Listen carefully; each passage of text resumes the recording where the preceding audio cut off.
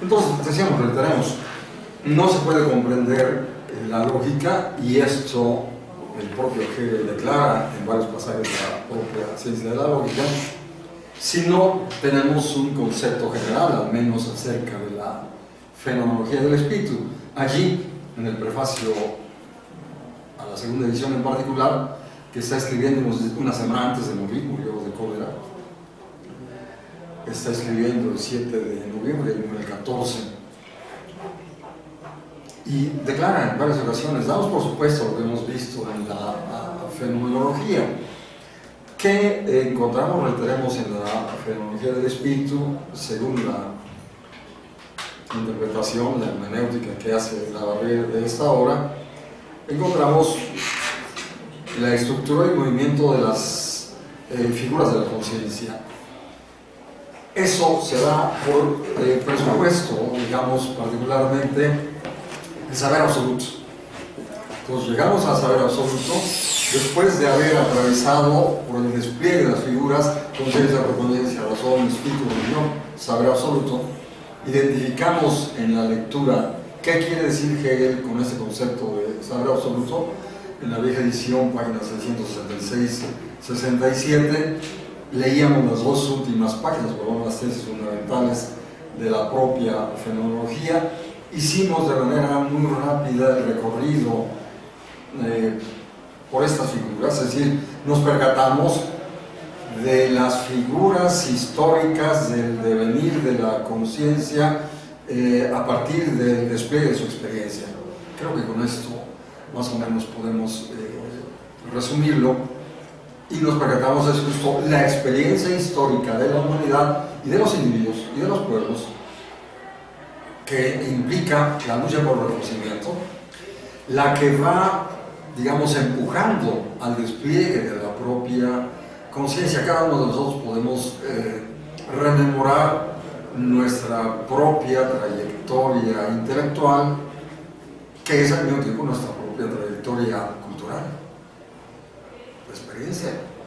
Y decíamos, se juegan las experiencias históricas para nuestra generación del 68, el 71 y otra serie de procesos, que son algunos universales y otros particularizados o individualizados. Los jóvenes del 68 más o menos estábamos en sintonía con lo que se sucedía en otras latitudes, el 68 parisino, el 68 de Praga, el 68 argentino y otras latitudes. Y bueno, justo se está discutiendo es que el 68 fue una gran movilización.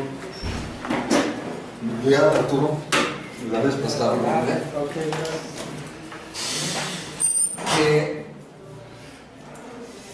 donde participamos, hicimos una experiencia, y esa experiencia nos transformó y contribuimos a ciertas transformaciones que se expresaron también en transformaciones intelectuales, teóricas, filosóficas.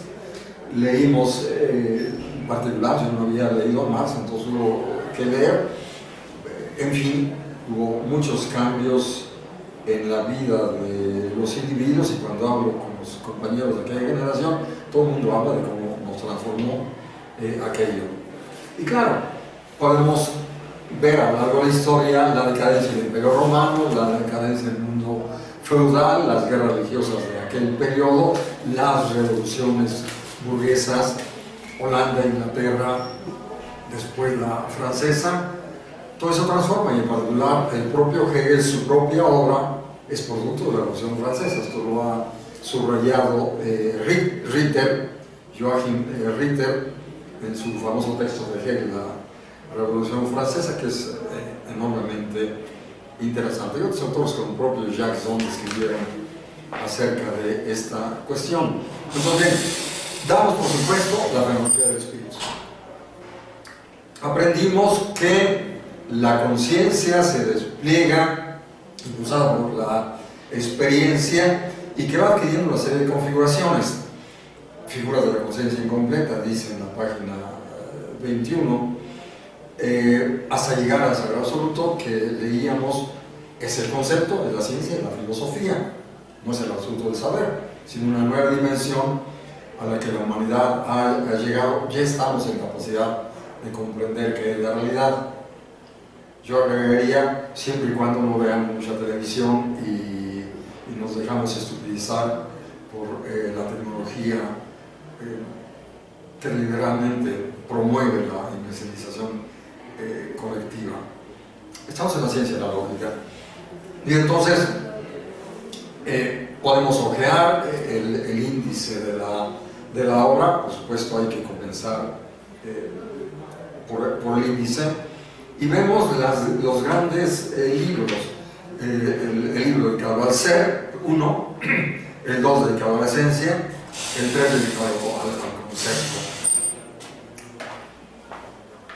El tema del ser es el tema de la ontología, y uno se puede preguntar qué tanto Hegel está haciendo ontología. En todo caso diría, no una ontología abstracta, sino una recuperación de los grandes temas de la ontología, recuperados en la dimensión del concepto. Segundo libro, la esencia. Igual hay una discusión si Hegel estaría haciendo metafísica al trabajar el tema de la esencia, y algunos autores que por ahí traje en algún momento, este libro de Marmas y otros más, creo que coordinado por Bourgeois, por un polaco, hablé de él, lo traje aquí, dedicado a la fenomenología del espíritu, y afirma alguno de estos autores que Hegel hace la superación de la metafísica, porque recupera los conceptos de la ontología y de la metafísica en el terreno de la doctrina del concepto. No es una metafísica abstracta, pero tampoco desprecia los temas de la ontología y de la metafísica, lo recupera para construir una lógica ontológica. Y esto que estoy afirmando, que acabo de afirmar, lo afirmaba Marcuse en su texto sobre la fenomenología, que fue su tesis doctoral trabajada con Heidegger, y esto lo afirma también Ernst Bloch en alguno de sus pasajes, y lo afirma Bourgeois en varios de los libros que he traído, y otros autores. No tenía mayor caso traer a varios de estos otros autores. Lo afirma Gwendolina Jersik y otros autores, otros que no tiene el caso ni traer a cuanto yo los refiero en mi libro. Y justo esto es una cuestión clave, no es una lógica cualquiera, es una lógica ontológica. Pero podemos visualizar otra serie de aspectos. Simplemente en una ojeada del índice vamos a encontrar cosas raras para una elaboración filosófica acerca de la lógica. Por ejemplo,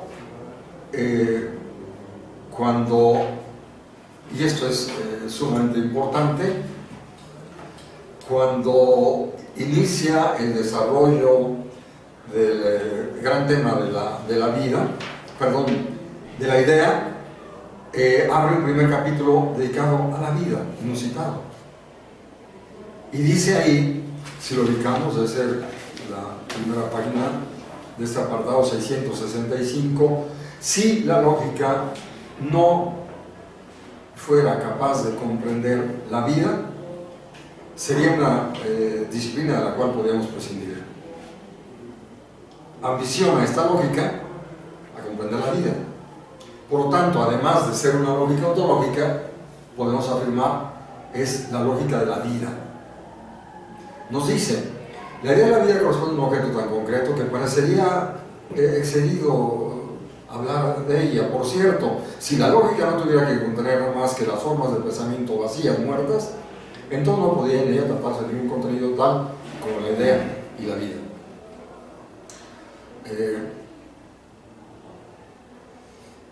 Y hay todo un desarrollo que estaremos comentando, y este tema está vinculado con lo que insinúa en el prefacio a la segunda edición, que reitero, está escribiendo, o por lo menos incorporando unos días antes de su muerte. Dice: se trata de exponer el reino del pensamiento y dice, tenemos que agradecerle a quienes nos han antecedido trabajando sus temas de la lógica, pero dice, este material adquirido consiste en las formas conocidas del pensamiento, debe considerarse como algo sumamente importante, o más bien una condición necesaria, y tiene que ser aceptada con gratitud como una premisa, aunque esta solo ofrezca a veces un hilo exiguo o los huesos sin vida de un esqueleto arrojados en desorden. ¿Qué quiere decir esta ironía? Si la lógica no pudiera comprender la vida, sería la lógica de los muertos. Ya he comentado, y creo que la metáfora sí nos ayuda.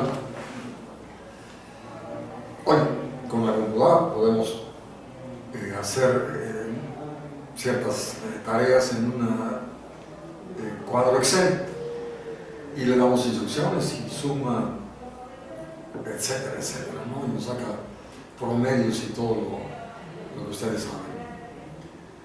Bueno, la lógica normal es lo que está detrás del programa Excel. Yo lo digo de manera más gráfica. Si vamos a una tabacalería y pedimos un tornillo o cualquier cosa, el señor se va a remitir a su enorme mueble lleno de cajoncitos, que es un sistema clasificatorio, en el cual tiene lo que ustedes saben, y podrá decir fila 1, fila 2, columna 1, columna 2, una cuadrícula. Es la lógica de los muertos. En la tabacalería están los muertos. Es la lógica formal. ¿Qué ambiciona Hegel? A construir una lógica que permita comprender la vida, lo vivo. Para empezar. Pero luego nos vamos a encontrar con cuestiones mucho más raras. La Raya Dunayevskaya, que fue secretaria de Trotsky, después tuvo diferencias y escribió aquí en México alguien que fue su secretario a su vez y su discípulo, que está editando las obras de esta mujer, y en varios de sus libros ella misma destaca que la lógica de Hegel es la lógica de la libertad, algo nuevo. Entonces, frente a la pregunta de aquel alumno brillante de hace 30 años que justo cuestionaba cómo conciliar la lógica de la libertad, es que justo se trata de la lógica de la libertad. Pero entonces, para hablar de la libertad, para dar cuenta de la libertad, para poder construir una lógica que permita comprender y también promover la libertad, se requiere otra lógica, no la formal. Y esto es algo poco comprendido por muchos de los lectores que suponen que una ojeada de la obra de Hegel basta, y por ahí los encontramos, toman 3 o 4 cosas, y también por los autodenominados marxistas, muchos de los cuales no comprendieron el concepto de libertad, ni comprendieron, claro, que esta es la lógica de la libertad. ¿Dónde podemos identificar eso que estoy afirmando? En varios pasajes, pero podemos remitirnos a las últimas líneas del libro 2, la doctrina de la esencia, donde está trabajando la cuestión de la causalidad, la relación absoluta, es el tercer capítulo, la sustancialidad y la acción recíproca, y en las últimas líneas concluye que estamos a punto de entrar al terreno del concepto, que constituye el reino de la subjetividad, o sea, el reino de la libertad. Nos acompañan y nos precedieron en la vida muchos seres en el proceso evolutivo, pero estos seres, incluso los más desarrollados, homínidos u otros, los expertos hablan de la inteligencia de los delfines y de los elefantes y de otros más. Recordamos lo que nos dice en cierto pasaje de la Enciclopedia de la Ciencia, de la Fenomenología del Espíritu, no, la Enciclopedia de las Ciencias Filosóficas, acerca de estas cuestiones, la libertad, etc. Y entonces vamos a entrar al terreno de la libertad, y ya en las primeras páginas del concepto en general, la edición de Mondolfo, que están reeditando, no sé si siguen o no las páginas, dice: el traspaso de la relación de sustancialidad se verifica por su necesidad inmanente y no es otra cosa sino la manifestación de esta misma, por lo cual se manifiesta que el concepto en su verdad y la libertad es la verdad de la necesidad. Una frase que tomó Engels y que muchos repiten, y a la siguiente, en la página 515, por consiguiente, en el concepto se ha abierto el reino de la libertad. Veamos sobre esta frase de la Enciclopedia de las Ciencias Filosóficas. Solo hay un ser que puede decir yo soy yo, que tiene conciencia de sí. Por lo tanto, en este terreno de la conciencia, de la subjetividad, es donde se hace posible la libertad. Del mundo animal podemos decir: andan sueltos, están sueltos en la selva o en el monte. Y hay algunos seres con cuerpo humano que andan sueltos como animales, bestializados, en las épocas de las grandes crisis, en esta que estamos viviendo. ¿Qué pasa con algunos de estos cerebros que entran a la droga? Un sistema que se desquicia, que desquicia todo y desquicia a los individuos, anula los referentes éticos. Me enviaron por ahí un video que no vi completo, en el cual algunos individuos están discutiendo sobre si sería conveniente finalmente autorizar la pedofilia y la zoofilia. Finalmente la sexualidad es abierta e infinita. ¿Qué expresa simplemente poner sobre la mesa esta discusión? Anular nuestros referentes éticos. Si ustedes leen a Petronio, el texto aquel que está escribiendo justo en el Imperio Romano, está caracterizando el caos.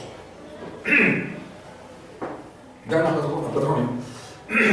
Si estudiamos el periodo de las guerras religiosas, hay una Bellofil, la reina Margot, mataban los unos a los otros y se matan entre familia y demás, y la reina intenta hacer morir al yerno, pero no considera que al hijo le gustan los libros de cacería, y el libro está tratado con cianuro, y cada página significa cianuro, y el que muere es el hijo.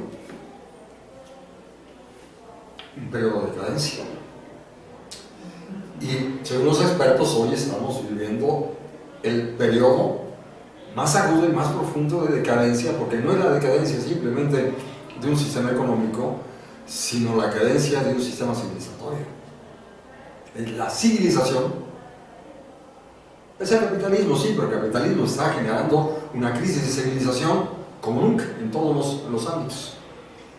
Referí en algún momento este texto de Costanzo Prede, Historia de la Ética, en el cual afirma: en tiempos de los griegos se promovía una ética de la medida, todo con medida, nada con exceso.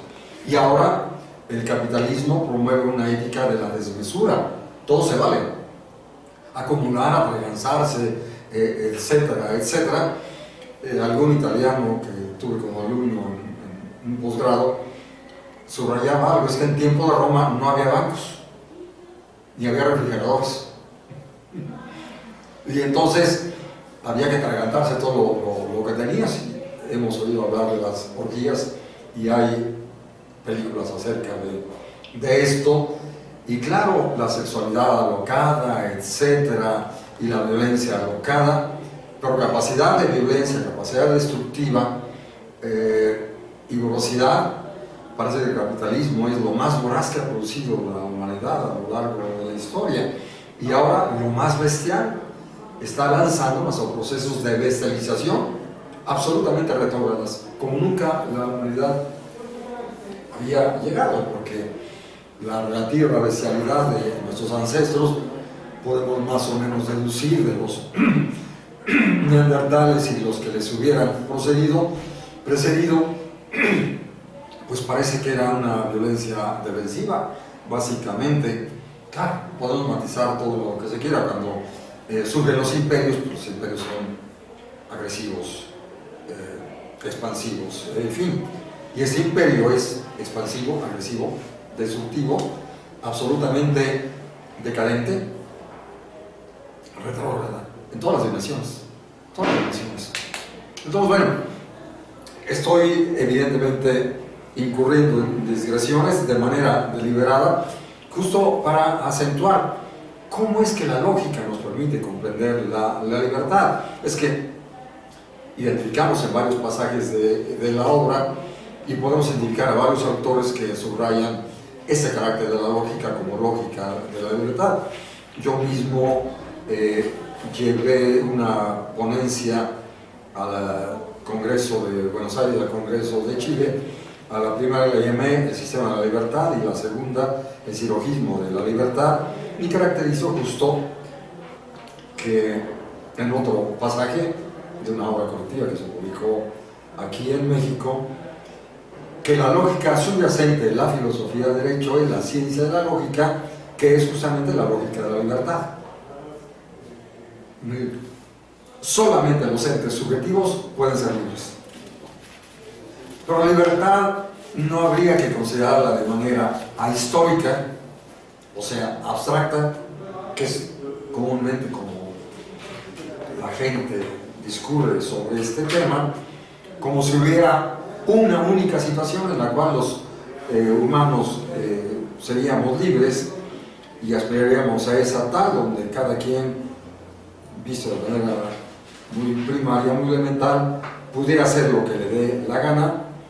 Hegel, en la filosofía del derecho, nos diría, es que la libertad, podemos decirlo con un lenguaje más o menos aproximado, la libertad es la capacidad que tienen los hombres de autogobernarse, de autoadministrarse, de autoadministrar su propia naturaleza, sus propios instintos.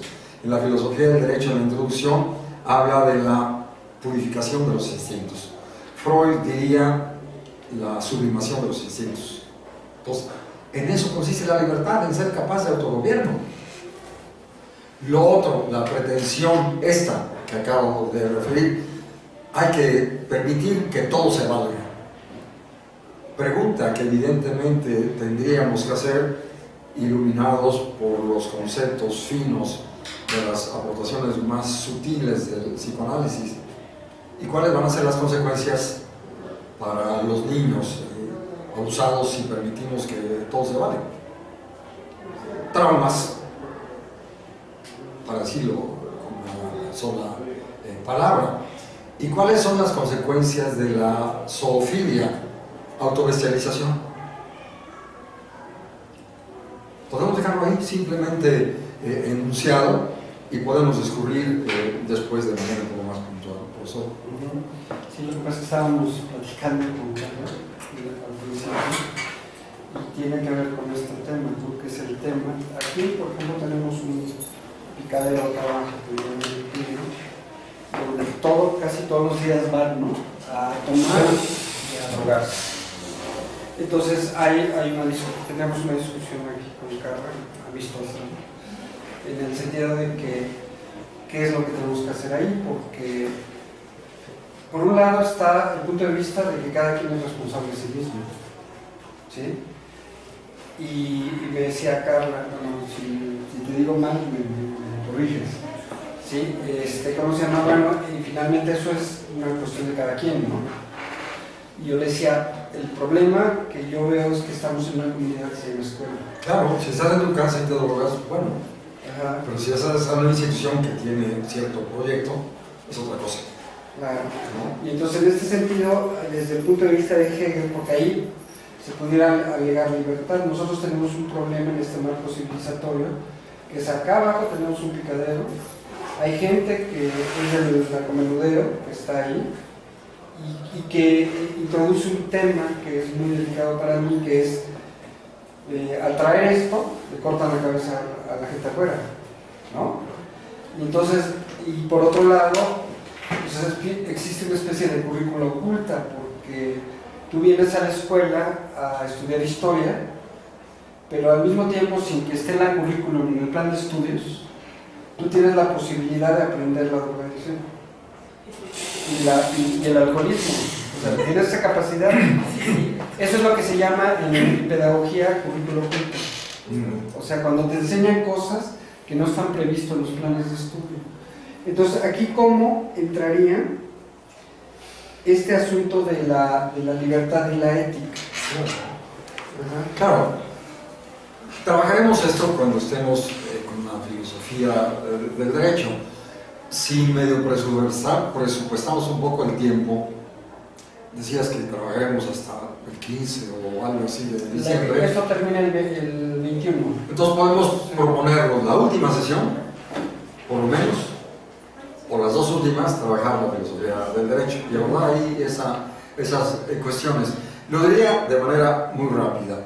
Es muy interesante allí en la filosofía del derecho que cuando va desarrollando la introducción comienza a hablar de la dimensión natural de los instintos y las pasiones. Es un tema que había trabajado Spinoza, recordamos la ética, el capítulo 4 de las afecciones, o sea, de la esclavitud de quien está sometido a las pasiones. Es un tema que había trabajado Aristóteles también en la ética. Hay individuos que creen que son libres porque están sometidos a sus pasiones. Aristóteles en realidad son esclavos, incapaces de autogobernarse.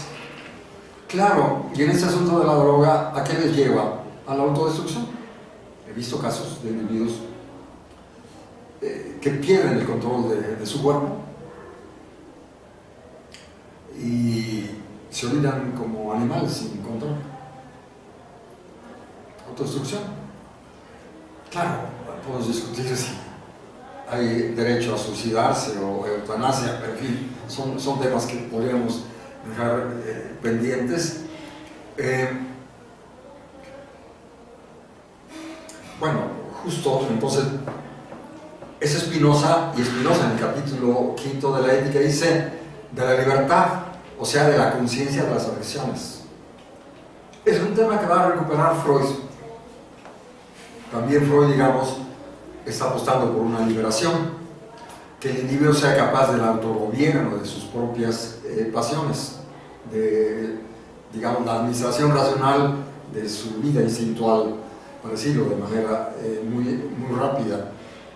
Y yo he hecho experiencia analítica, estoy ahora tercera vez en proceso analítico, ahora por mi duelo, y alguna vez a un amigo que requería y le di los datos del analista, y alguna vez igual con alumnos que les he dado teléfonos de analistas, les digo, ¿qué ganamos con el análisis? Autoconciencia. Y dicho de manera gráfica, ¿qué nos permite la autoconciencia? Diga de manera sencilla, darle armonía y organicidad a nuestra estructura mental. Diría también gráficamente, la neurosis sería algo así como un bloqueo en la estructura neuronal que impide que fluya la sinapsis, dicho de manera muy rápida. Cuando rompes ese bloqueo, se despliega más la sinapsis, etc. Y por lo tanto, ganas en autoconciencia, evidentemente, ganas, lo digo una vez, en libertad, pero ganas también en felicidad. Eres menos infeliz, eres menos neurótico, eres menos amargado cuando haces el análisis. He visto muchos casos de individuos, y esto ya Melanie Klein lo señalaba en su libro aquel de la enfermedad neurótica de nuestro tiempo. El individuo que vive amargado e infeliz no te puede dar felicidad, solo te puede dar lo que tiene amargura e infelicidad. Solo puede dar felicidad el individuo que es feliz. Entonces ahí lo podemos visualizar. Entonces esa autoconciencia que nos permite el análisis, es decir, la misma filosofía, la misma dialéctica. Yo señalaba el paralelismo y hubo un autor, no sé si viva, Bernard Rousset, que escribió un libro dedicado al Sagrado Absoluto, bilingüe, con una serie de comentarios. Puede buscar si bilingüe el hombre, de vivir ya de ser muy anciano. Labarrière, Guendolina está en los 90, Bourgeois está en los 90. Ese hombre posiblemente sea más o menos de esa generación, si es que vive. Y entonces, él, al comentar la última página de la Filosofía del Espíritu, yo insinué algo, y entonces habla de Erinium, la reinteriorización. Erinium, reinteriorización, es lo que hacemos en el trabajo psicoanalítico. ¿Quién soy yo? Mi historia, mi devenir, mis experiencias, mis traumas, mis neurosis, mi devenir. Y cuando avanzamos en el psicoanálisis, yo lo vi sobre todo en mi primera experiencia, nos va cayendo el 20, porque soy como soy. Podemos hablar, pero no es el caso, no estamos en el momento o situación para poder desarrollar este tema, pero por lo menos para insinuarlo. El proceso de psicoterapia, digamos, es un proceso de introspección, es un proceso de reinteriorización, de despliegue de una mayor plenitud de tu autoconciencia, tu autocomprensión, por lo tanto tu liberación. Se gana liberación. Yo lo hablo con el analista, lo he hablado, no voy a hacer aquí mi psicoterapia en público, he ganado liberación. Ahora con la terapia de duelo, liberación también. En fin, lo podemos dejar ahí porque corro el riesgo de que se manifieste todo y no es el momento. Entonces, allí en la filosofía del derecho despliega este tema de las pasiones, y posiblemente sea el parágrafo 19, me suena, donde habla justo de la purificación de los instintos. Yo creo que es un concepto que coincide plenamente con Freud, la sublimación de los instintos, el autogobierno, la autoadministración de tus propios instintos y pasiones. No se trata de anularlos, se trata de gobernarlos, de administrarlos racionalmente. Diría, eso es la libertad. Pero claro, también ahí la filosofía del derecho va desplegando el concepto de libertad. Digamos que las figuras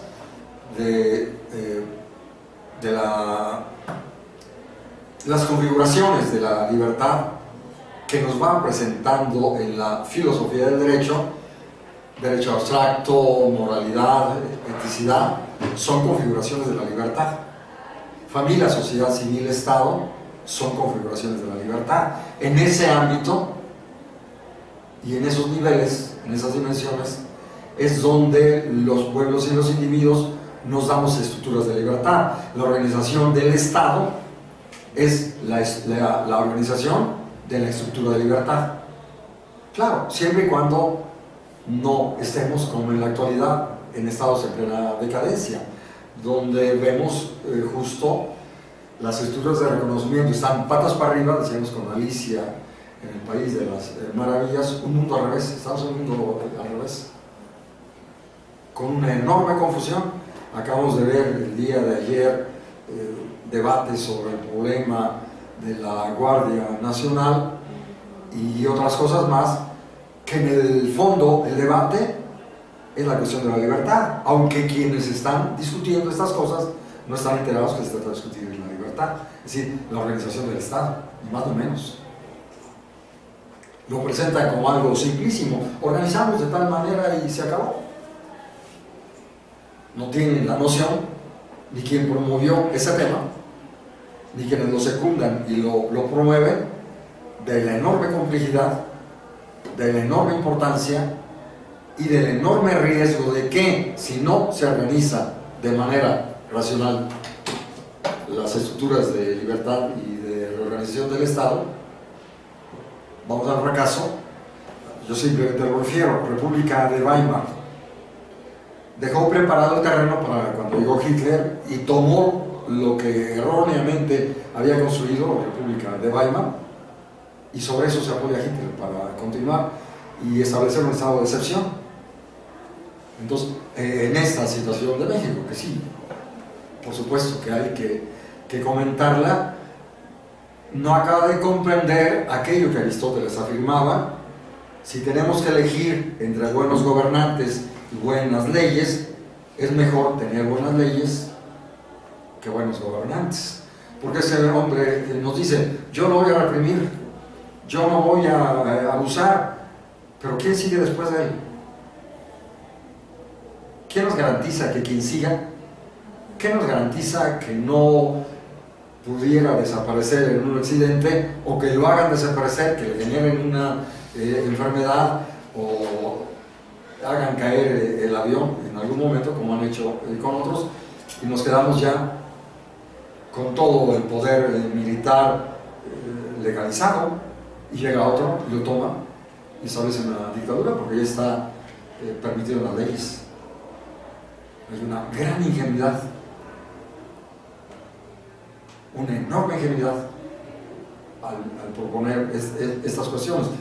E ingenuidad que incluso el tema del perdón: si al hombre le roban la cartera, a mí de pronto me han robado, hace poco en el supermercado me robaron mis lentes, no puede decir si perdona o no perdona en el ámbito de lo privado, pero en el ámbito de lo público, con esta función del electo, ahí lo que se demanda es justicia, que las instituciones de la justicia operen y determinen si se castiga o no, si el delito es suficientemente grave o no, si requiere una sanción o no.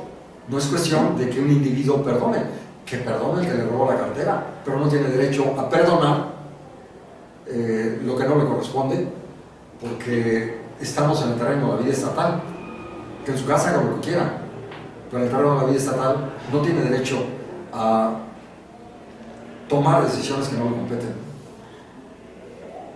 Es sumamente delicado ese tema. Y dos errores en el mismo día. Por fortuna le respondieron y algunos contribuimos a difundir en las redes, y en las redes hubo réplicas y discusión. El problema es la libertad. Y me temo que algunos que hablan de construir la Cuarta República no tienen idea de qué es la libertad, y por lo tanto están incapacitados para construir la Cuarta República.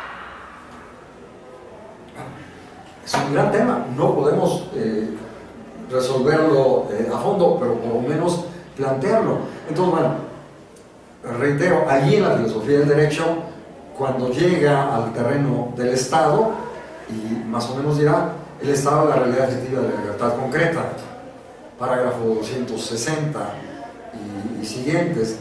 Y en el parágrafo cuarto, el sistema del derecho es el reino de la libertad realizada. Entonces encontramos que toda la filosofía del derecho está construida sobre la columna vertebral que es el concepto de libertad. Y esto no lo hace posible la lógica ontológica, la lógica de la vida, la lógica de la libertad, que según Le Crivan, y estoy de acuerdo con él, la filosofía del derecho está construida con el andamiaje de la ciencia de la lógica.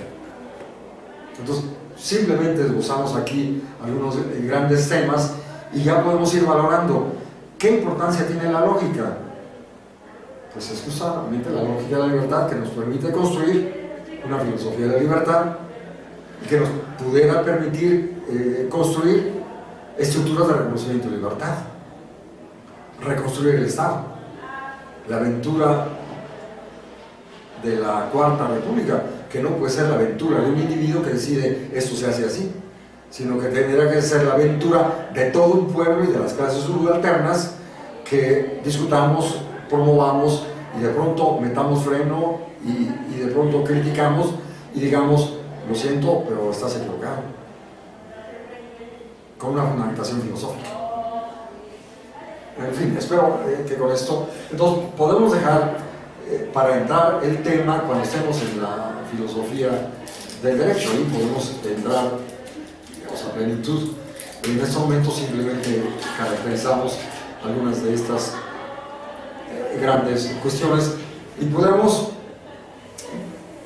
tratar de presentar la estructura de la obra e identificar algunos pasajes estructurales que, así como en la filosofía del espíritu identificamos en el terreno de la religión, como la cuarta página, la vieja edición, la página 397, donde nos presenta una declaración estructural sobre la organización y el despliegue de las figuras de la conciencia. Aquí tenemos algo similar justo al iniciar la doctrina del concepto. Página 511 de la lógica. De este lado, el concepto debe ser ante todo considerado en general como tercero respecto al ser y la esencia, esto es, al inmediato y a la reflexión. Ser y esencia, por lo tanto, son los momentos de su devenir. La lógica objetiva que considera el ser y la esencia constituye, por ende, propiamente la exposición genética del concepto.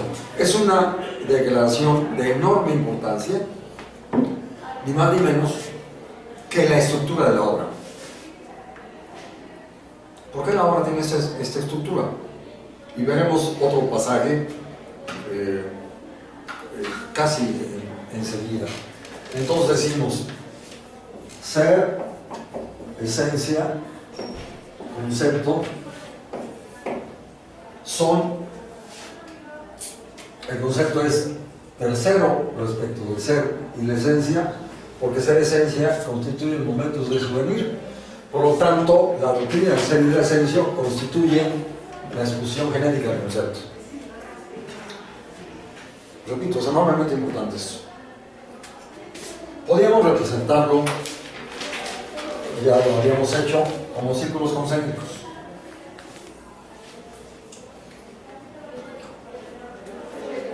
Ser, esencia, concepto. Primero, segundo, tercero. El concepto, así como la fenomenología del espíritu, el saber absoluto contiene a todas las figuras que le preceden. Cada una de las figuras superiores recupera, subsume, supera y refuta, o podemos decirlo en sentido inverso, refuta, supera y recupera las figuras que le preceden. En este caso, en el terreno de la doctrina del concepto, está subsumido la doctrina del ser y de la esencia.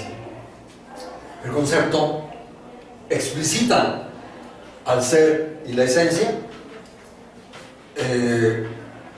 que son momentos de su devenir. Por lo tanto, es una lógica ontológica que recupera los grandes temas de la ontología, que recupera los grandes temas de la metafísica, de la esencia, pero los integra en la doctrina del concepto y por lo tanto supera la abstracción de los temas de la ontología y la metafísica y lo recupera en la concreción del concepto, en la organicidad del concepto. Esos esquemas ayudan, espero, a comprender lo que significa esta lógica. Y entonces ya tenemos la gran visión, pero hay un pasaje al que refería hace un momento al iniciar la doctrina del ser. ¿Cuál debe ser el comienzo de la ciencia? Se trata de fundar una nueva lógica. ¿Por dónde comenzar? Pues por el comienzo.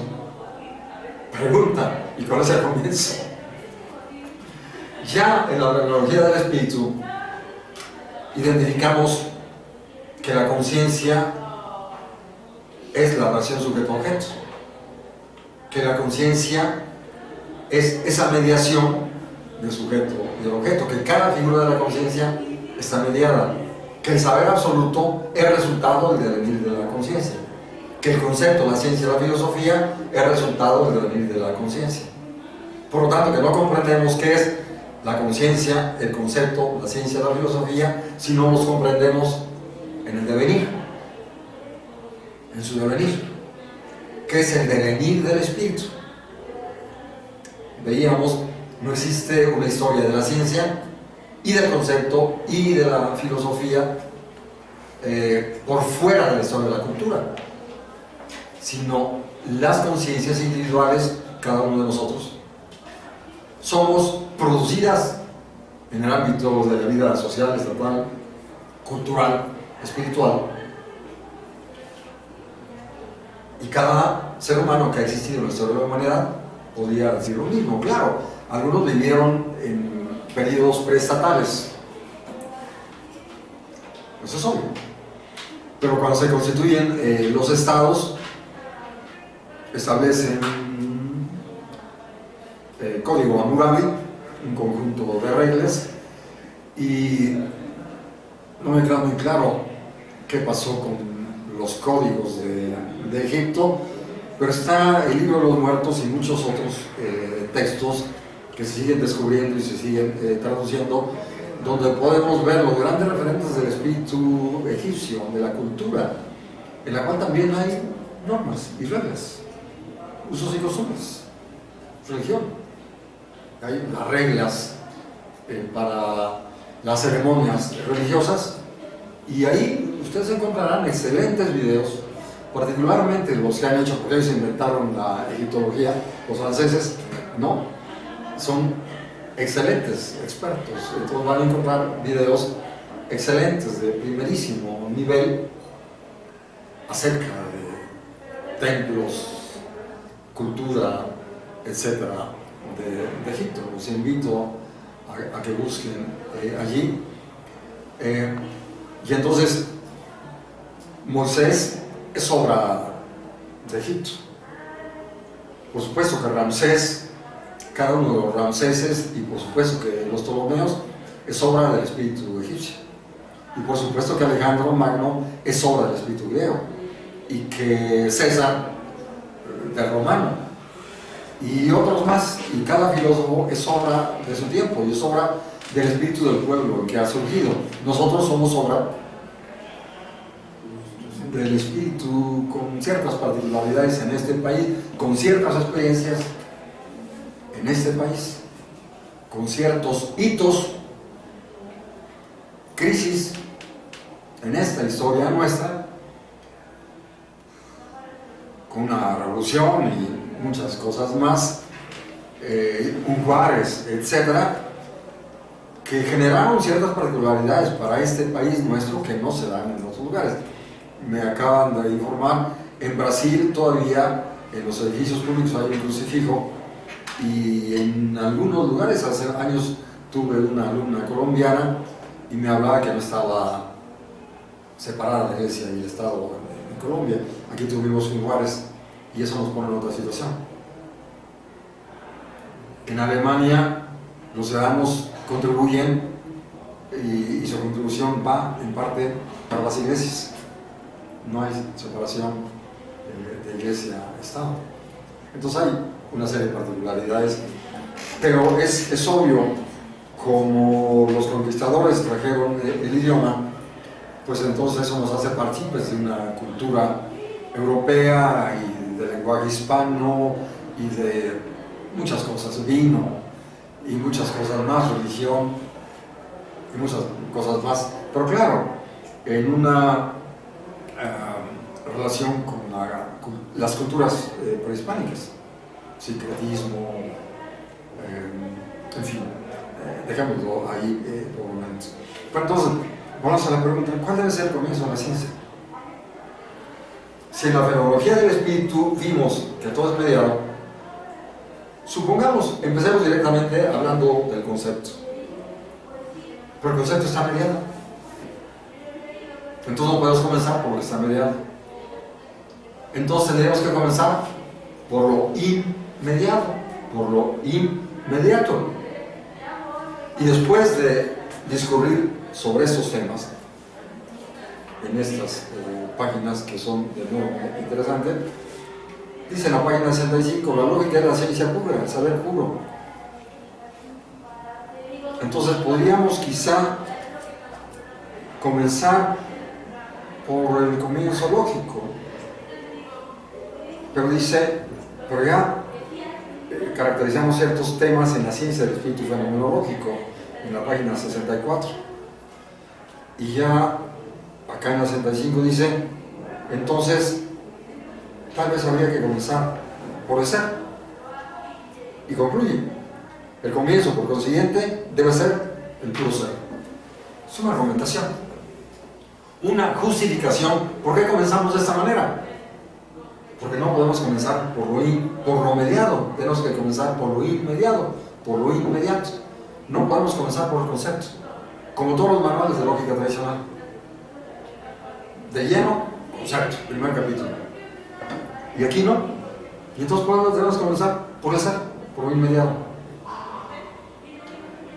Y entonces se lanza a desplegar las categorías del ser, las categorías ontológicas.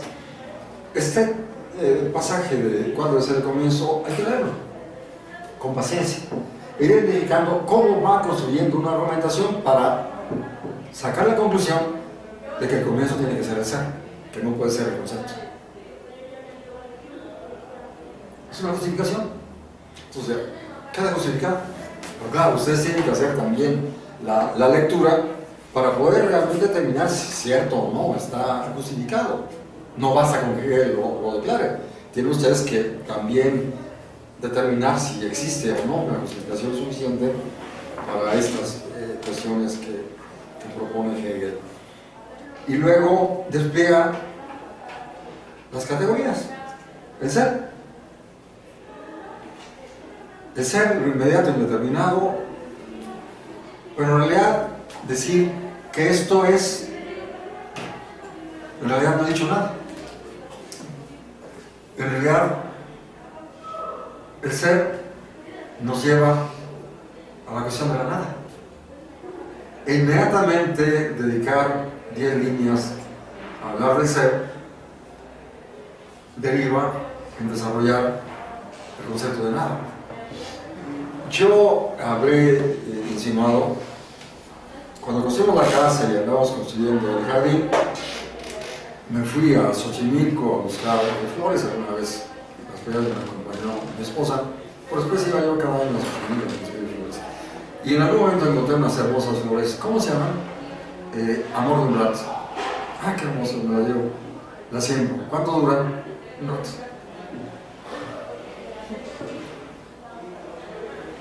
Un día y al día siguiente ya no más. Por ahí tengo en alguno de los tomos, ya no sé exactamente dónde, una fotografía que publicaron en algún periódico hace al menos 25 años, supongo. No está aquí, está en algún otro lugar, donde publican las fotos de 3 antiguas divas: la Brigitte Bardot, la Elizabeth Taylor y una tercera que no lo mejor, la otra que se suicidó, ¿no? Norma Jean, ¿no? ¿Cómo se llama? Su nombre de artista. Marilyn Monroe. ¿Y qué pasó con ellas? Bueno, en algunos casos ya estaban ancianas. Yo tuve un amor platónico por la Catherine Deneuve desde aquella hermosa película de David Jules, porque aparecía en toda la plenitud de su belleza. hermosa la mujer, y si ahora uno ve las fotos, hoy debe ser una mujer de al menos 75, ya anda rayando los 80 años, ¿no? ¿Dónde quedó su belleza? En las fotos, en los filmes. Y cada vez que nos encontramos con viejos amigos, comentamos cómo el tiempo se nos fue en un tronar los dedos. Y nos cuentan los libros. Es decir, ¿qué quiero decir con esto? Todo deviene. Las divas devinieron, nosotros devenimos. Todo deviene. Por lo tanto, la categoría propiamente fundadora de esta lógica es la categoría de devenir, no es el ser ni la nada. Y dice, recuperando Heráclito, dice, el gran Heráclito dijo que no hay nada que no sea algo intermedio entre el ser y la nada. Y esta es la categoría. El puro ser y la pura nada son, por lo tanto, la misma cosa. Lo que constituye la verdad no es el ser ni la nada, sino aquello que no traspasa, sino que ha traspasado. Vale decir, el ser traspasado en nada y la nada traspasada en ser. Esto es el devenir. El ser existe tan poco como la nada. O bien, todo fluye, todo es devenir. El gran Heráclito nos explicó que en ningún lugar, ni en el cielo ni en la tierra, hay algo que no contenga en sí ambos, el ser y la nada. Todo está en proceso de anonadamiento, de nadificación. Todo lo vivo está en proceso hacia la muerte. Entonces, bien, ahí tenemos un concepto también. Se trata de una lógica del devenir, de una lógica que establece sus fundamentos en el concepto de devenir, y que nos presenta que el ser y la nada están dialécticamente vinculados, que todo lo que es deviene a nada, etcétera, etcétera. Podemos dejarlo ahí. Entonces ya tenemos la gran visión estructural de la obra. Y luego nos va presentando las categorías del ser. Lo podemos hacer bien hojeando el libro o bien simplemente en el índice para poderlo efectuar de manera más fluida y rápida. Ser, nada, devenir, unidad del ser y la nada. Superar. Hay una mala traducción. Rodolfo Mondolfo era italiano y hace alguna nota sobre el concepto. El concepto es superar, superación. Auf Eden, ya hemos hablado no suficientemente de la fenomenología del espíritu.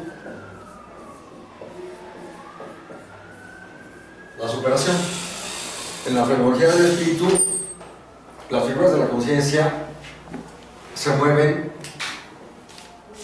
en un proceso en el cual las figuras superiores superan y recuperan y refutan, o al revés, refutan, superan y recuperan a las figuras inferiores.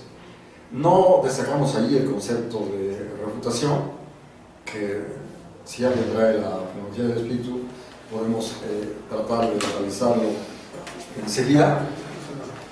¿Tú ya lo tienes subrayado? Sí. Es una de las... bueno, mejor lo dejamos para enseguida, para mejor presentar la visión estructural y luego nos ocupamos de cuestiones. Aquí también en la ciencia de la lógica tenemos el concepto de refutación. Mi memoria me indica que es la página 513. Vamos a ver si no me engaño mucho. Sí, me engañó.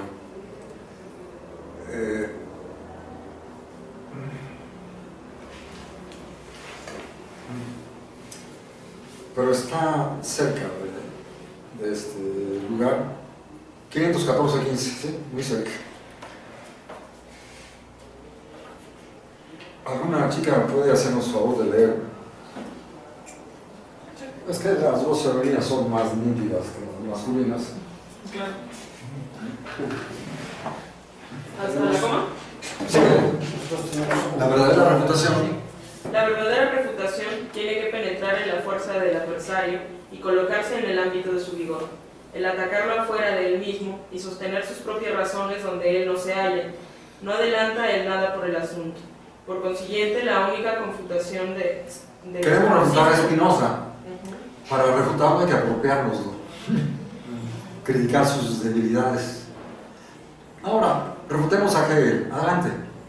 Tenemos que apropiárnoslos, identificar sus debilidades y corregirlas. Se ha puesto de moda. Refutemos a Marx.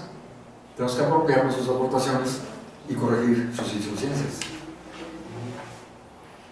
Porque claro, quienes no comprenden la dialéctica, bueno, quizá en mis primeros años de la carrera, algún profesor sugería pues, que hay que identificar quiénes son los grandes teóricos con quienes está uno en desacuerdo y hay que refutarlos.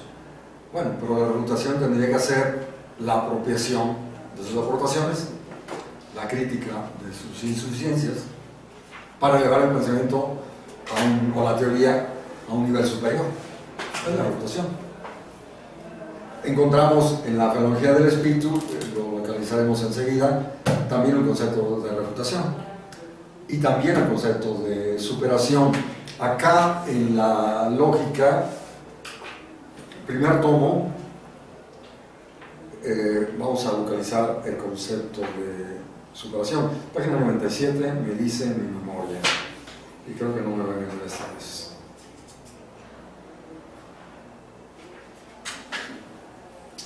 La palabra Aufheben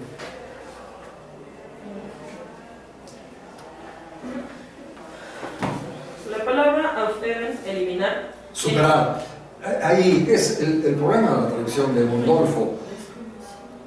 La traducción correcta es superar. Eliminar es otra cosa que todos conocemos, ¿no?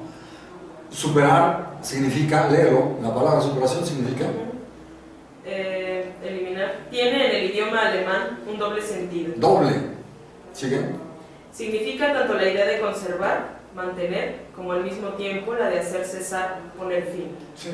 Digamos, yo he superado mi infancia y mi adolescencia, pero no las he eliminado, están presentes.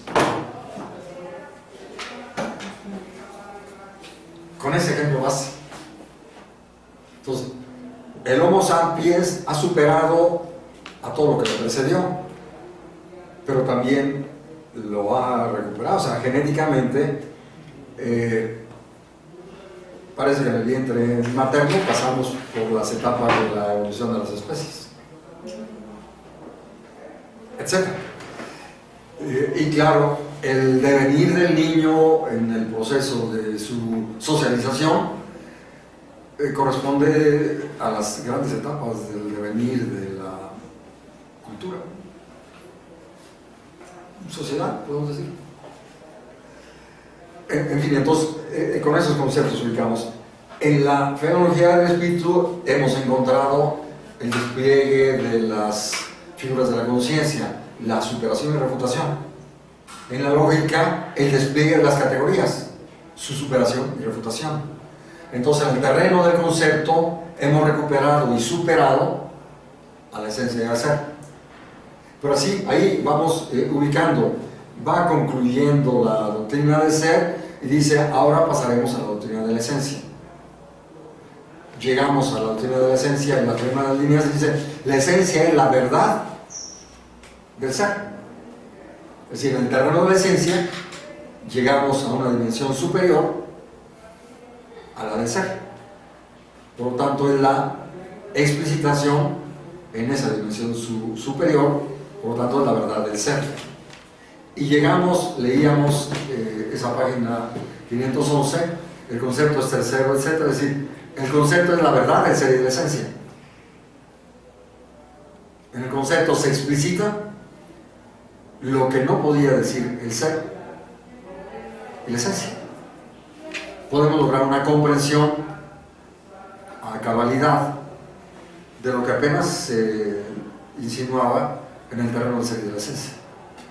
¿Se va entendiendo? Entonces, esa estructura hay que tenerla clara, porque también vamos a encontrar cómo nos va presentando las categorías estas del ser hasta agotarlas, y una vez agotadas se abre la esencia, y en esa dimensión se despliegan las categorías metafísicas tradicionales de la esencia, se agotan, y esto ya nos lleva al concepto.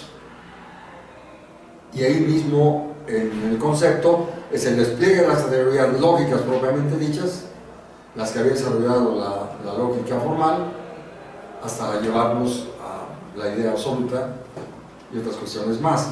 Entonces, aquí tenemos, segundo capítulo, se ha determinado la existencia, Dasein, el existente, el famoso concepto que recupera Heidegger, el Dasein, el ser ahí, el existente, ser determinado, finitud, infinitud, y ahí, en ese terreno de la infinitud, va a desarrollar cuestiones que no había logrado comprender la lógica formal.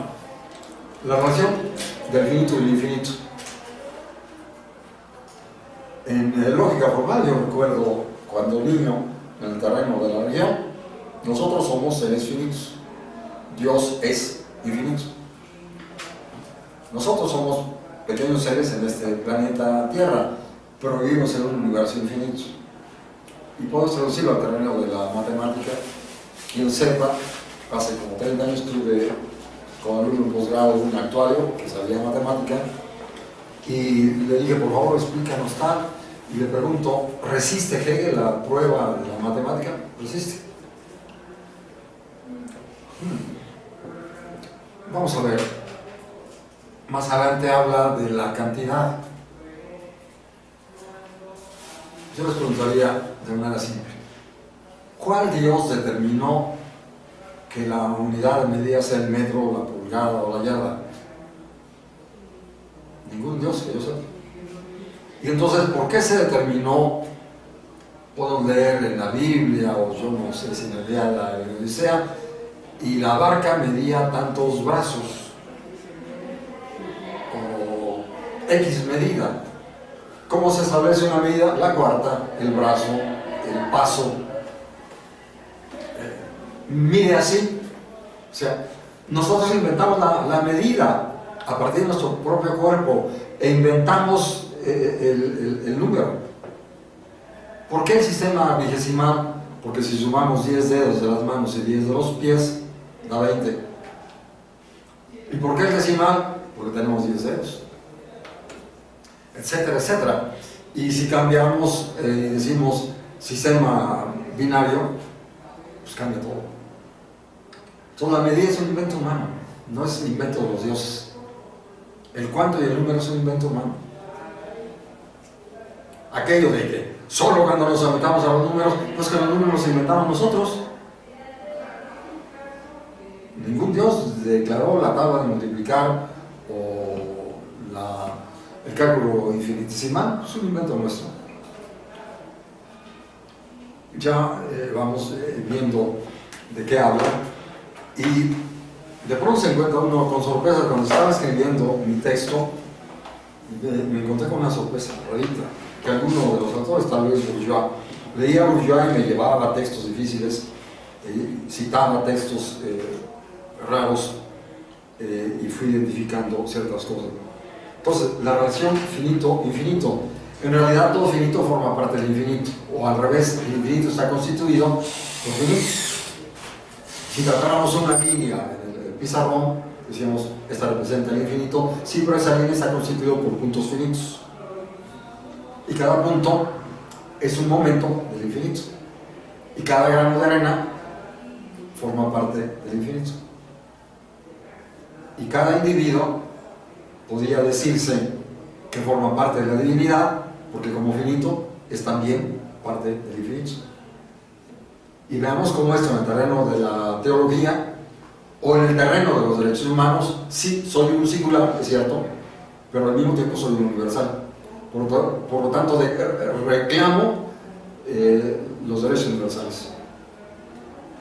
Entonces, vemos en el terreno de la teología, en el terreno del derecho, en el terreno de la evolución, si quieren, en el terreno de los números, o de la geometría, o de la astronomía, podemos decir, cada finito forma parte del infinito, o el infinito está constituido por finitos. Ya vemos que es otra lógica. Estamos viendo que es otra lógica. Y falta. Anoche, ojeando, me encontré con alguna pequeña nota, espero localizarla sin mucha dificultad.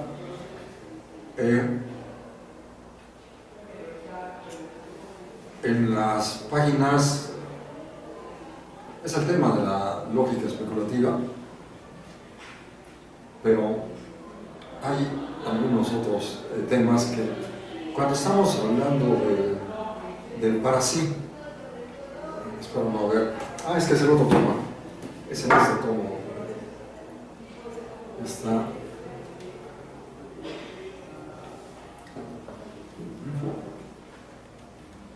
está hablando también del pensar especulativo, de la relación de finito e infinito. Tendré que recurrir otra vez al índice, y habla del para sí. Tengo que remitirme al índice, que quizá no vi anoche la pequeña ficha que me tenía indicado. Es el para sí 139 y siguientes. ¿Qué es el para sí?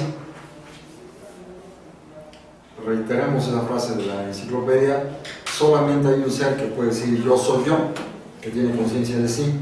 Ese es un para sí. Todos los otros seres son un en sí, no son un para sí.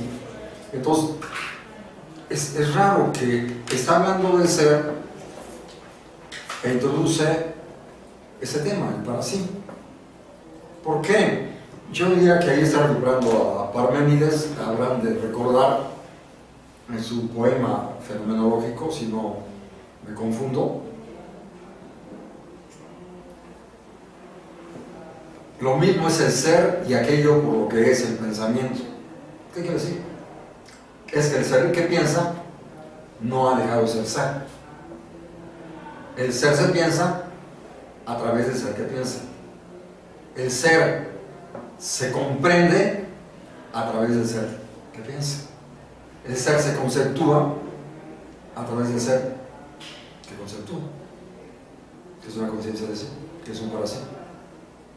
Entonces, seguimos descubriendo cosas inusitadas en la lógica.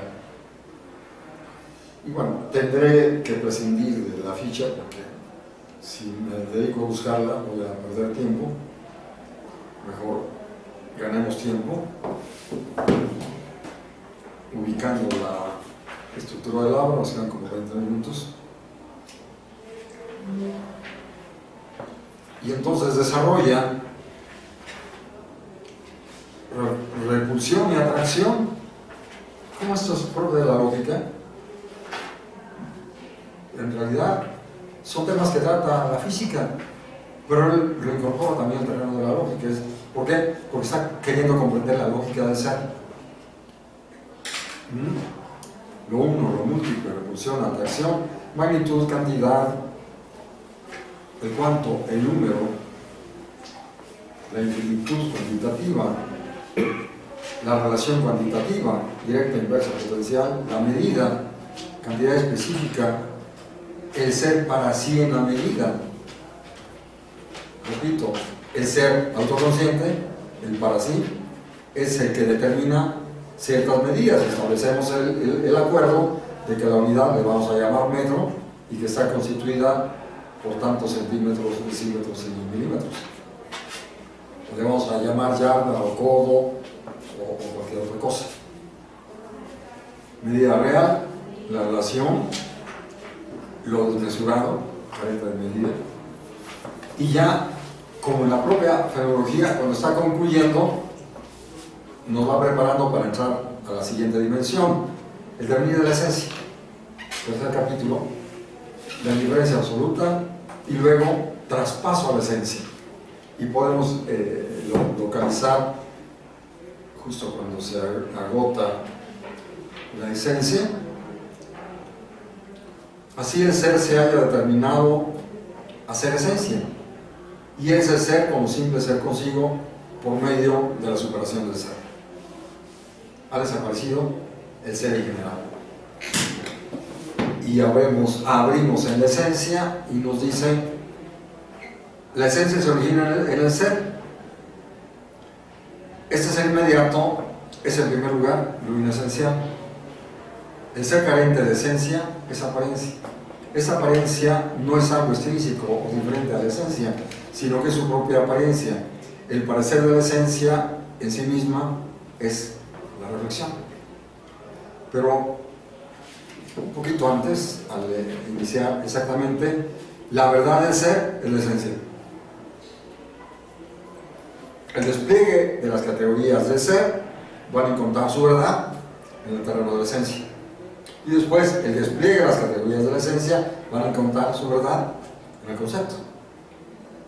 El concepto va a decir lo que es el ser y la esencia. El ser y la esencia no pueden decirse a sí mismos.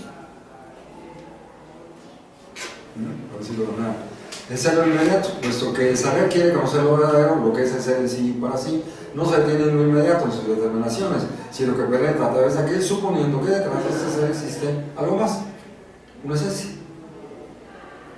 Pues claro, tendrían que estudiar de manera detenida, no tenemos mucho tiempo para ocuparnos a detalle, y al final de la presentación presenta la gran estructura que lo va haciendo en cada caso, como lo dice en la teología del espíritu, y entonces dice, la esencia aparece, se manifiesta en las siguientes determinaciones, como esencia simple, como esencia que sale de la existencia, la aparición del fenómeno, como esencia que es una misma en su aparición, como realidad, y despega. Primera sección, la esencia procede del ser, la esencia es en primer lugar reflexión, en segundo lugar determinaciones de la reflexión, en tercero se convierte en fundamento y traspasa a apariencia. Y claro, tenemos que ir muy rápido. Despliega pues las categorías de la esencia. Quisiera asegurar que veamos el concepto y que tenemos la apariencia y luego la reflexión, que los expertos dicen, y es cierto, es un tema sumamente denso y el más difícil de la ciencia de la lógica. El tema de la reflexión, no hablaremos ahora de ello, más adelante nos podemos ocupar porque nos llevaría tiempo. Esencialidad sobre determinaciones de la reflexión: la identidad, la diferencia, la contradicción. Y más o menos entendemos lo que estos conceptos significan. Pero hay ciertos pasajes que nos van a esclarecer. Si consideramos el devenir, el movimiento, lo idéntico deviene en diferencia. Lo idéntico se distingue. Escuchaba hace poco, en septiembre, a un viejo compañero de 68 del mundo cristiano, ingeniero, que alguna vez decía: yo sigo siendo el mismo. Y yo no, entre otras, me veo al espejo, veo las fotos por ahí de ventañero, de mi licencia de conducir o algunas otras, ya no soy el mismo, y sin embargo soy el mismo. O sea, hay una dialéctica. Soy el mismo, pero ya no soy el mismo. Veo canas, veo ciertos rasgos en la cara, ya no tengo las energías y vitalidad de mis 20 años, ni soy el niño juguetón, travieso que fui a mis 8 o 10 años. He devenido. Me he diferenciado. Cuando murieron nuestros padres, nos encontrábamos con los hermanos hijos del mismo padre, de la misma madre, y sin embargo, años después, ya somos tan diferentes porque han vivido un proceso de diferenciación. Y si lo vemos en la historia, yo repito ese ejemplo, todos contra el rey y los aristócratas, todo el tercer estado, pero al rato el tercer estado se diferencia y unos fabrican guillotinas y otros acomodan su cabeza. Un proceso de diferenciación. Todos contra Porfirio Díaz y al rato viene un proceso de diferenciación. Así es la historia, así es el devenir. La evolución de la especie en procesos de diferenciación. Pero luego, ¿qué pasa con los diferentes? Entran en oposición y luego entran en contradicción. Y nos va a decir en la página 379, de enorme interés, que será recuperado por muchos, la contradicción inicia y luego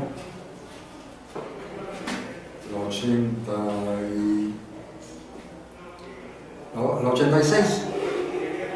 La identidad es solo la determinación de lo simple e inmediato de ser muerto. En cambio, la contradicción es la raíz de todo movimiento y vitalidad, pues solo al contener una contradicción en sí, una cosa se mueve, tiene impulso, actividad, y yo agrego vida.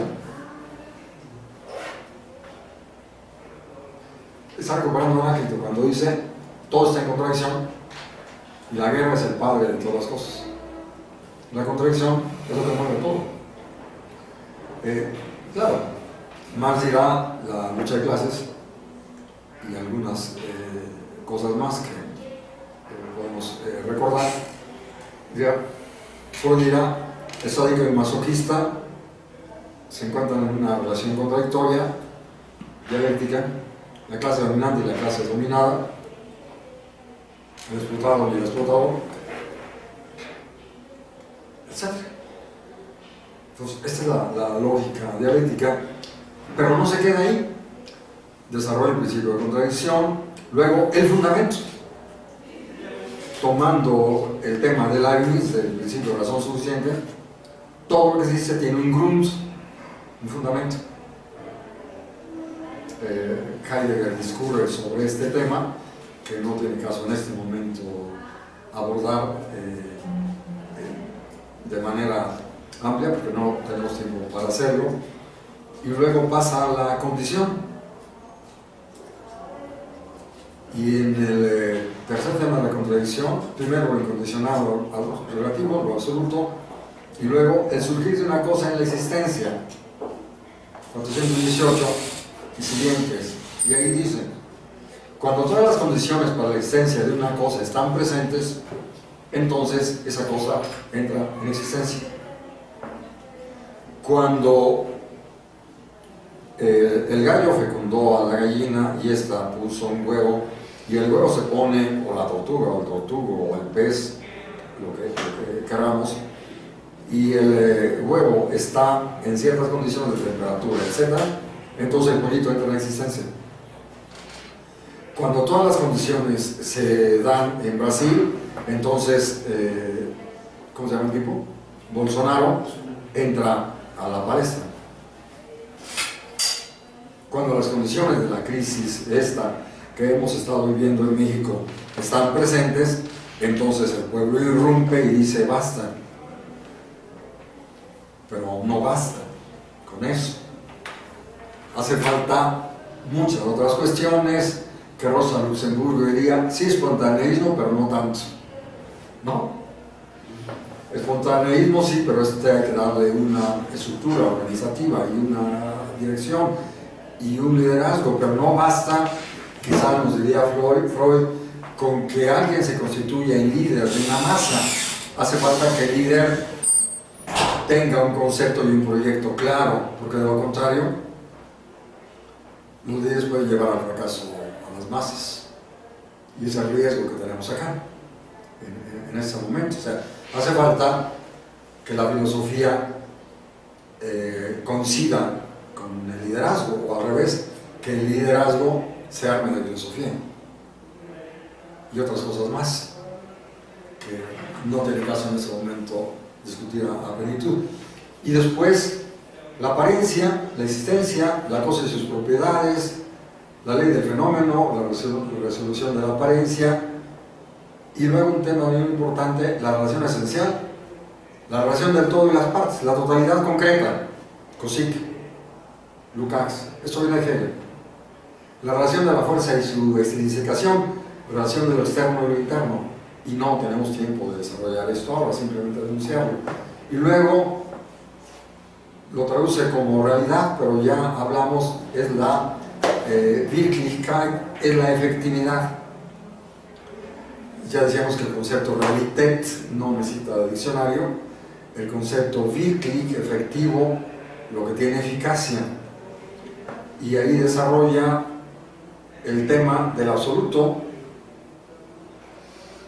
¿Qué es el absoluto? Dejémoslo pendiente, y luego ya de manera más puntual, la efectividad, la accidentalidad, la necesidad relativa, la necesidad absoluta, la relación absoluta, la relación de sustancialidad, causalidad, acción recíproca, y ahí, al agotar, nos lleva al concepto.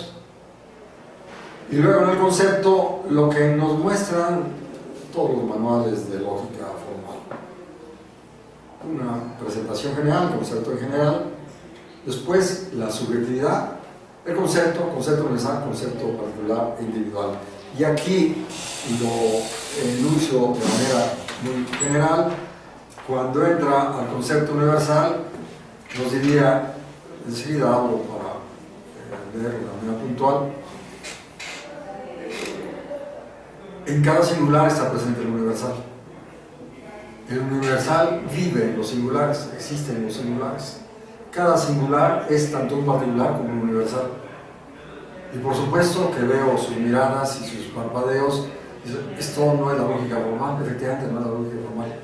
En la lógica formal, si a la computadora la programamos y leemos y graba y decimos todo individual es universal, la computadora va a protestar, van a sonar alarmas. Falso, falso. Para la lógica formal es falso. Para la lógica ontológica, en cada individuo está presente el universal, el espíritu universal. Cada uno de nosotros como individuo somos la existencia del universal y del particular. El universal existe en nosotros. En teología somos singulares, pero al mismo tiempo somos divinos. En derecho, sí, apelo al derecho privado, pero yo soy ciudadano y apelo al derecho público, al universal. Algo que no comprenden muchos de estos políticos, parece que tampoco lo comprende quien quiere perdonar a los ladrones sin que estos vengan a pedirnos perdón. Hay una gran confusión conceptual en este hombre, lógica también, evidentemente. A lo mejor se lo pidieron los políticos. Sí, probablemente. Pero él, igual que dijo Atenco, lo votamos, debe haber, sin que se lo pidiéramos, haber dicho, esto es tan importante que tiene que ser consultado. Dejemos.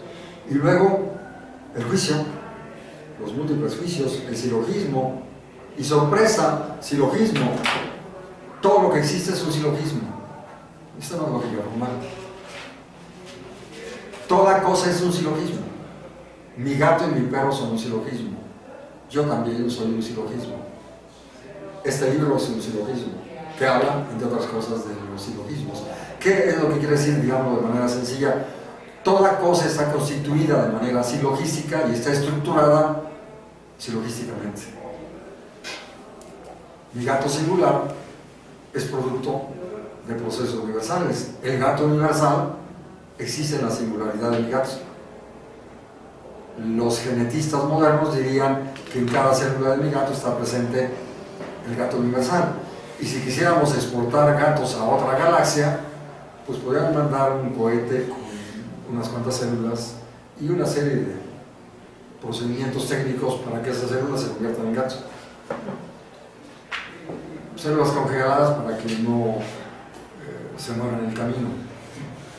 Entonces, quizá estas ilustraciones pueden sernos útiles. Entonces, en cada célula de cada ser vivo está presente la vida. Y cada especie está presente en la singularidad de cada uno de sus integrantes. Obvio, le está generando sorpresas, veo sus miradas. ¿En qué se traduce esto? Pues por en el terreno del derecho, en el terreno de la cultura, en el terreno de la teología, para empezar.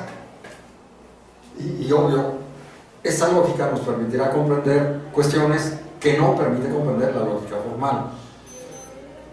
Y bueno, para afirmarlo, lo podemos identificar en la enciclopedia.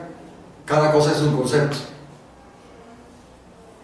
Es que en la lógica formal, digamos, nosotros construimos conceptos de las cosas empíricas, pero esos conceptos son construcciones nuestras, el nominalismo. Hegel diría, es que el concepto está en la cosa misma. Y lo que tenemos que hacer es pronunciar el concepto que está ahí en la cosa misma. Esto lo recupera Adorno. Juicio. Toda cosa es un juicio. Toda cosa se mueve como juicio. Toda cosa es un silogismo. Entonces, toda cosa es concepto, juicio y silogismo. Pero aquí, en esta obra, nos presenta el despliegue de los juicios. Y vamos, a través de cada juicio, vamos acotando las particularidades, determinaciones o aspectos de la cosa. Yo digo, mi gato es tal y tal y tal, y voy dando varios juicios acerca de mi gato, o de mi perro, o del Estado, o de la cultura, o de la humanidad, o de muchas otras cosas. Entonces, a través de cada juicio vamos explicitando los aspectos de cada cosa. Y luego, ¿qué sigue? La objetividad. Y ahí despliega mecanismo. Fabricamos máquinas. Y entonces, a través de máquinas, inventamos molinos de viento, o molinos de agua, o múltiples otras cosas. Entonces, podrán picar la computadora, los inventos de los chinos, de los árabes, de los etcétera, etcétera, etcétera. ¿Quién inventó el ladrillo? ¿Mesopotamia o la India? Pues hay que datarlos para saber quién inventó. ¿Y quién inventó las pirámides? Y claro, inventamos carretas jaladas por burros, mulas y caballos, inventamos automóviles, computadoras, inventamos máquinas. Pero la máquina, acabo de llevar mi auto al mecánico para ciertas cosas y comentaba, es que hace falta cambiar la rótula. ¿De dónde viene esa palabra? Del lenguaje médico, la rótula. Y entonces muchos mecanismos del auto fueron copiados a los organismos vivos. Yo, de muchacho, estaba muy interesado en mecánica y justamente veía, pues, los fabricantes de autos copiaron todo, cómo está organizado el brazo, etcétera, etcétera. Las máquinas copian las estructuras de la vida, pero claro, las máquinas son muertas. Y luego, quimismo. Encontré hace poco por ahí un video sobre más o menos la edad del cobre y el descubrimiento y manipulación del cobre, etcétera. Los metales, descubrimos y combinan en algún momento el cobre con estaño y producen bronce, etcétera, etcétera, etcétera. Y combinan mil cosas en los laboratorios químicos y producen cosas novísimas que no estaban en la naturaleza. Quimismo. ¿Y de dónde aprendimos el quimismo? Observando y analizando la realidad. ¿De dónde las máquinas? Otro tanto. Pero hay un tema muchísimo más complejo: teleología, el fin, el medio. En la ocasión anterior traje una chamarra porque hacía frío y bufanda. Hoy vi el clima, observé el cielo, hay sol, hoy no quiero chamarra. Pero si estuviéramos 10, 20 mil años atrás, no hay chamarras en el closet, ni en el supermercado venden chamarras. ¿Y entonces qué? Pues si quieres cubrirte del frío tienes que aprender a cazar, hijo. Entonces aprende a usar el arco y la flecha y vamos a cazar venados o lo que se atraviese para que te pongas. Y entonces la humanidad inventó la acción teleológica. Tengo hambre, tienes que salir a cazar conejos o palomas o lo que puedas. Y en otro momento descubrimos ciertas cuestiones. Yo en el jardín veía como las ardillas sembraban maíz que les dábamos. Y lo decía mi esposa, entonces el ser humano vio que las ardillas sembraban y dice, pues yo también. Bueno, es mucho más complejo, pero algo de eso sucedió. Y entonces, ¿cómo satisfago mis necesidades? Necesito proponerme un fin explícito. Si tengo frío, necesito algo para cubrirme. Si tengo hambre, necesito algo para comer. ¿Y cómo lo realizo? A través de ciertos medios. Un medio para cazar, ciertos medios para sembrar, y más o menos en la misma época se descubrió, se seleccionó, se inventó el maíz, el trigo, la cebada y el arroz. Más o menos por ahí de 7, 8 mil antes de Cristo.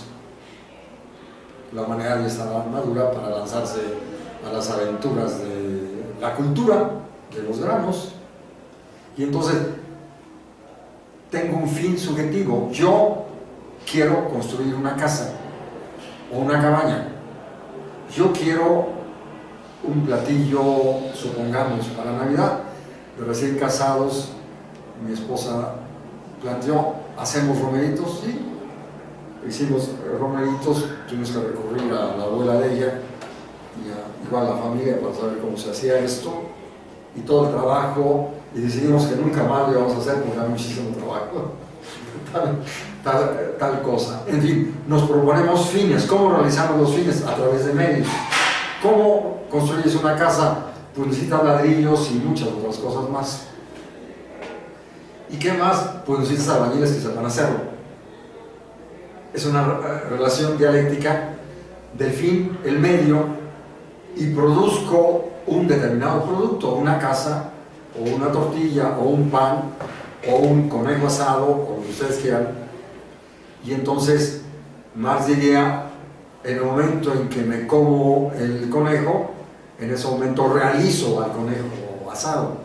En el momento en que me pongo la camisa, es el ejemplo de Marx, realizo la camisa. Y entonces, acción teleológica. La política es una acción teleológica. La pedagogía es una acción teleológica. La labor del padre para lograr la socialización del niño es una acción teleológica. Yo diría, el enamoramiento es una acción teleológica. La seducción es una acción teleológica. La política. Toda producción, y esto es Lukács en la ontología del ser social, toda actividad productiva es una acción teleológica. No estábamos enterados, no importa.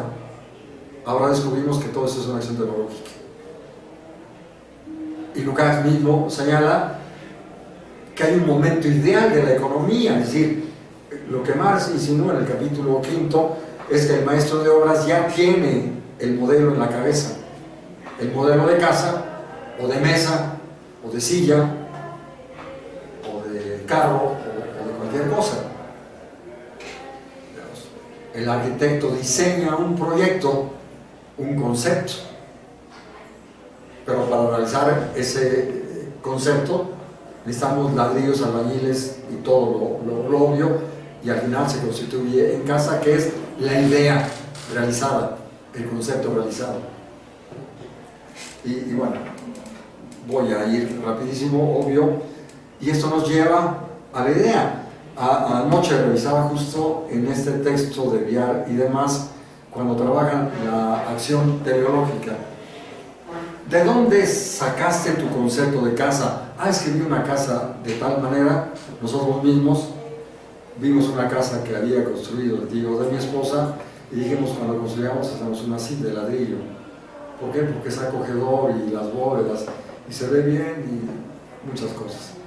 Entonces tomamos de ahí ciertas ideas, le pedimos a un arquitecto, hizo un diseño consiguió a albañiles, a un especializado en bóvedas, y al final la casa estuvo concluida y le decíamos, pues tomaste bien el concepto de casa y lo hiciste mejor de lo que hubiéramos esperado, y ahí está la casa, y nos dice, no se van a aburrir porque ciertas particularidades de la casa que Arturo conoce. La casa de Félix son bóvedas, parece así como iglesias y tiene así curvas. Y entonces eso se lo debo al arquitecto de los albañiles. Y la primera idea se lo debemos al tío de mi esposa que construyó y nos invitó algún día. ¿De dónde sacaste el concepto de ladrillo? Es que allá en Mesopotamia y en la India. ¿De dónde sacaste? La primera vez que estuve en Roma me sorprendió que hay ahí un semicilindro con una bóveda al que le llaman basílica. Yo tenía otro concepto de basílica, pero por lo visto fueron los romanos los que inventaron eso. Y si vamos a Egipto, ¿quién inventó las pirámides? Y si hoy queremos una pirámide, pues tenemos que pagarle derechos de autor a los egipcios. Ahí en Egipto, el último día, nos sobraba un poquito de dinero, le dije a mi esposa, vamos a ver qué comen, y llévanos a un restaurante, porque anduvimos comiendo de manera sencilla para que nos alcanzara el dinero. Y el último día, ¿qué comen? Pipianes, ajonjolí. Estos tipos inventaron el ajonjolí y el pipián, y los españoles lo llevaron a México, le agregaron chile y cacao y lo convirtieron en mole. Y entonces hoy, cuando decidimos comer mole, tenemos que pagarle derechos de autor a los olmecas que descubrieron el cacao, a los otros que descubrieron el maíz, a los otros que el chile, y a los otros que el ajonjolí, y a los otros que el azúcar. Es decir, toda acción teológica toma, digamos, como modelo el concepto de casa, o el concepto de arroz y de chop suey y de otras cosas, o el concepto de mesa, etcétera, o el concepto de blusa, pantalón, camisa, chamarra, templo, castillo, palacio y todo lo que ustedes quieran agregar. Pero la acción teológica tiene un momento ideal.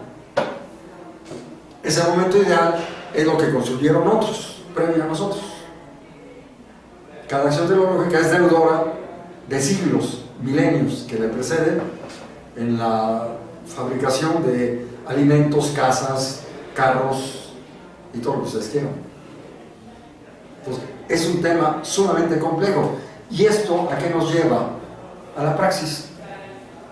Henri Lefebvre tiene un texto que leemos de Roger Marx, y ahí discurre sobre el concepto de praxis y dice de manera muy rápida: hay una praxis repetitiva, hago lo mismo que me enseñaron, pero hay una praxis creativa, algo nuevo. Mi esposa era creativa en la cocina, inventaba cosas. Praxis revolucionaria, podría decir que Van Gogh hace una revolución en la pintura, que Beethoven, precedido por Mozart, hace una revolución en el terreno de la música, y algunos arquitectos ciertas revoluciones, y algunos ingenieros. Y en la política el cambio verdadero necesita conceptos. El cambio profundo o es una praxis o no será cambio profundo. La Cuarta República, o le damos teoría y filosofía, o no habrá tal. Necesitamos un concepto. ¿Qué es el Estado? ¿Qué es la República? ¿Qué es un ciudadano? Etcétera. Entonces hay muchas cuestiones que discutir. ¿La auténtica política es una praxis o no es política? La auténtica transformación, y usemos esa palabra, Trotsky dice, es que la revolución es la revolución del pueblo para tomar en sus manos el gobierno de su propio destino. Yo estoy de acuerdo con eso. Requerimos eso, que el pueblo tome en sus manos su propio destino. No que venga alguien y nos diga, yo les voy a resolver sus problemas. Lo estamos haciendo y demandamos, queremos decidir sobre aquel lago, queremos decidir y que decidan aquellos a quienes corresponde el Tren Maya, queremos decidir sobre la Guardia Nacional, queremos decidir, y eso tenemos que irrumpir para demandar no que alguien nos salve, sino que nosotros, Benjamin, el Mesías, somos nosotros, no es un otro que vendrá del cielo o de otro lugar a salvarnos. Y eso es praxis. Y eso nos conduce a Bloch. O la filosofía se compromete en la transformación para construir el futuro, o no habrá futuro. O quienes quieren cambiar el mundo lo hacen con filosofía, o no habrá cambio. Es Bloch, heredero de esta dialéctica. Y entonces estamos hablando del concepto de praxis. La idea, concepto adecuado. La vida como proceso. La idea del conocer. El auténtico conocimiento científico pretende decir lo que es tal como es Platón y Hegel. Por lo tanto, decir el concepto que está en la cosa. Entonces, hay una idea del conocer, es el concepto adecuado, es la idea. Cuando el concepto corresponde con la cosa, entonces decimos, esto es una idea, el concepto adecuado. La idea práctica, y esta palabra práctica la podemos ver en la dimensión de la ética, pero también en la dimensión de la producción de bienes, tanto el bien, digamos, como yo diría la praxis bien lograda en la vida colectiva y en la dimensión de la ética. Mi casa es un bien, producto de un arquitecto que hizo un diseño y un concepto, y albañiles que hicieron lo propio, y ahí mi esposa y yo fuimos tomando ciertas pequeñas decisiones para construir aquello. Es un bien, la casa, pero luego concluyamos la idea absoluta, es la identidad de la idea teórica y la práctica. O sea, la praxis. Si yo tengo un concepto objetivo y adecuado de lo real, entonces mi actividad práctica será eficaz. No se cae la casa porque estuvo bien construida. El arquitecto mismo decía, es que la arquitectura es una praxis. En los consultorios médicos de Alemania, la palabra de la puerta es praxis. La auténtica medicina es una praxis, requiere teoría para poder orientar. El daño que le hicieron a mi esposa fue un concepto incorrecto, un concepto inadecuado, una práctica brutal de ciertos pseudomédicos que me la destruyeron. Lo que han hecho estos gobernantes anteriores con el país es una violencia a toda lógica y a todo concepto que provocaron una catástrofe. Lo que hicieron los neoliberales con el planeta, pretender organizar el Estado como sociedad civil, olvidar que la lógica de la vida estatal no corresponde con la lógica de la economía, pretender que la lógica del mercado iba a resolver lo que solo el Estado históricamente puede resolver, y esa violencia en el terreno del concepto la convirtieron en la violencia monstruosa que está en todo el planeta, destruyendo vidas, bosques, naturaleza, árboles, arroyos, manantiales, etcétera, etcétera. La violencia capital generó este desastre, porque no comprendieron que la lógica de la vida estatal no puede subordinarse a la lógica del mercado. Esta violencia provocó este desastre. Si queremos otra cosa, necesitamos un concepto adecuado, una idea, un concepto de Estado, un concepto de derecho, sociedad civil, ética, etos, costumbres, etc. Requerimos conceptos con una fundamentación filosófica, es decir, dialéctica. Que la dialéctica no es le impongo a la realidad lo que a mí se me ocurre, sino descubro la lógica inmanente que está en la realidad. Para eso nos sirve la ética, para eso nos sirve la lógica. La lógica no es un cuerpo de reglas que imponemos a la realidad. Eso es el pensamiento instrumental, que no es la dialéctica, o el materialismo, que no es la dialéctica. La dialéctica pretende descubrir el concepto inmanente que está en la cosa misma y pronunciarlo y formularlo. Y entonces, si queremos construir una vida civilizada, necesitamos el concepto de cultura, de espíritu, de etos, de Estado, de derecho. Es decir, necesitamos de la praxis, la idea absoluta de la praxis, y lo puedo dejar en este momento allí, y ya no hubo tiempo para hablar de estas cuestiones, que lo podemos hacer puntualmente en la próxima sesión. Bien, ¿alguna duda, pregunta, decisión, declaración? Se me acabó el tiempo. Espero que